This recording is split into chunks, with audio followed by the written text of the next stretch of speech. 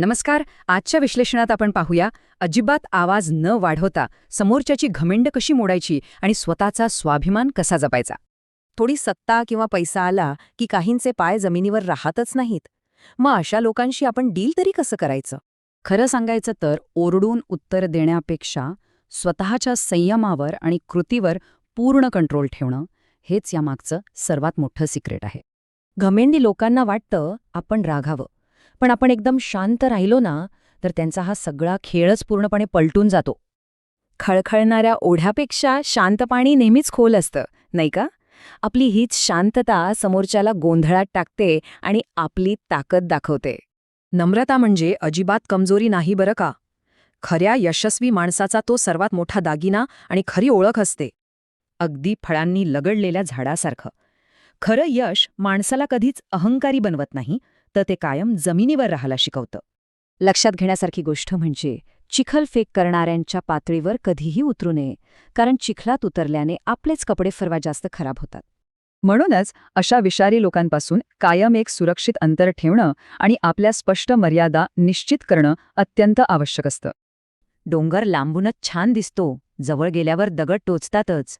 अंतर ठेवलं ना की अनावश्यक भावनिक त्रास आणि अपमान आपोआप टळतो. अशा घमेंडी माणसाकडे एखाद्या दगडासारखं पूर्णपणे दुर्लक्ष करणं हीच त्याच्या अहंकारासाठी सर्वात मोठी आणि एकदम प्रभावी शिक्षा आहे. एक गोष्ट कायम लक्षात ठेवली पाहिजे. अहंकारी लोक हे अगदी रिकाम्या माठासारखे असतात. ते फक्त पोकळ आवाज करत राहतात. त्यामुळे शब्दांचा खेळ करून वेळ वाया घालू नये. त्याऐवजी आपल्या प्रचंड यशाला आणि कर्तृत्वालाच आपलं सडेतोड उत्तर बनू द्यावं. पण शांतता म्हणजे भित्रेपणा नव्हे बरं.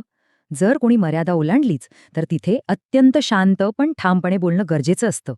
संयम ठेवणं हा नक्कीच चांगला गुण आहे, पण याचा अर्थ कोणाचंही पाय पुसणं बनणं असा अजिबात होत नाही. घमेंड हे पडण्याची भीती असलेलं एक धोकादायक टोक आहे, तर दुसरीकडे जमिनीवर चालणारे पाय नेहमीच सुरक्षित आणि स्थिर राहतात. आणि शेवटी पहा, वेळ हाच जगातला सर्वात मोठा गुरु आहे.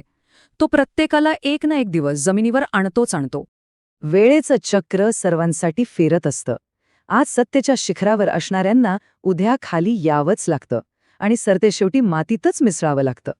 मग अंतिम प्रश्न उरतोच, या विषारी गोंधळाला शरण जायचं की स्वतःच्या यशाचा आवाज अत्यंत शांतपणे पण दूरवर घुमू द्यायचा?